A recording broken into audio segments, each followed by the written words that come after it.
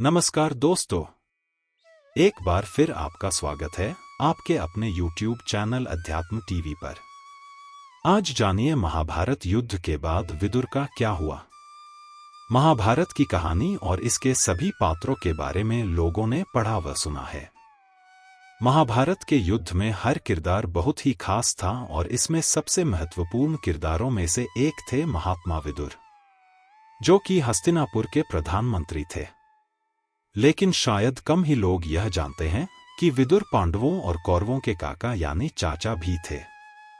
जी हां, विदुर धृतराष्ट्र और पांडु के ही भाई थे, लेकिन एक दासी के गर्भ से जन्म लेने की वजह से उन्हें उतना सम्मानीय स्थान नहीं मिला जिसके वह हकदार थे।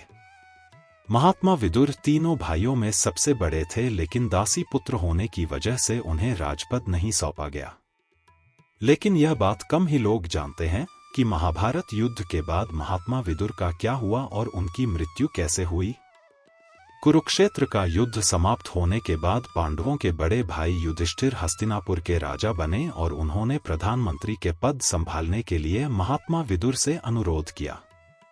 लेकिन महात्मा विदुर हमेशा से ही कुरुक्षेत्र युद्ध के विरोध में थे और इसलिए युद्ध समाप्त होने के बाद उन्होंने प्रधानमंत्री के पद से इस्तीफा दे दिया।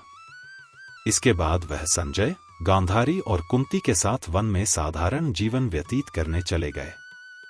महाभारत ग्रंथ में महात्मा विदुर को धर्मराज का ही स्वरूप माना गया है और उन्होंने योद्धा होते हुए भी महाभारत युद्ध लड़ने से इनकार कर दिया था, इसलिए वह युद्ध से दूर रहे। जब कुरुक्षेत्र का युद्ध अंतिम पड़ाव पर था तब विदुर भगवान श्री कृष्ण के पास गए और उनसे एक निवेदन किया। विदुर ने कहा कि हे प्रभु, मेरी एक अंतिम इच्छा है जिसे मैं आपको बताना चाहता हूं।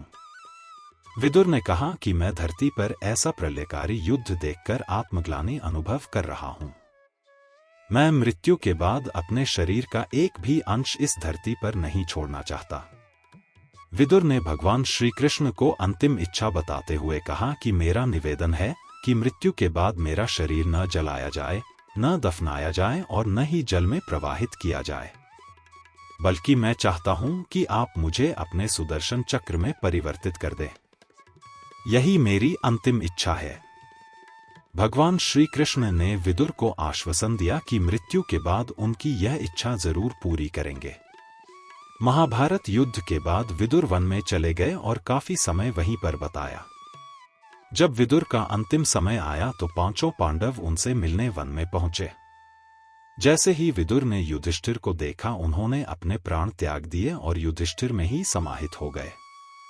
यह घटना इस तरह हुई कि युधिष्ठिर को कुछ समझ ही नहीं आया। इसका कारण जानने के लिए उन्होंने भगवान श्री कृष्ण का स्मरण किया। तब श्री कृष्ण ने प्रकट होकर बताया कि विदुर धर्मराज के अवतार थे और तुम स्वयं ही धर्मराज हो, इसलिए उनके प्राण तुम्हारे भीतर समाहित हो गए। इसके बाद भगवान श्री कृष्ण ने विदुर को दिए गए वादे के अनुसार उनके शव को सुदर्शन चक्र में परिवर्तित कर दिया। अगर आज का वीडियो अच्छा लगा हो तो प्लीज चैनल को लाइक, शेयर और सब्सक्राइब करें।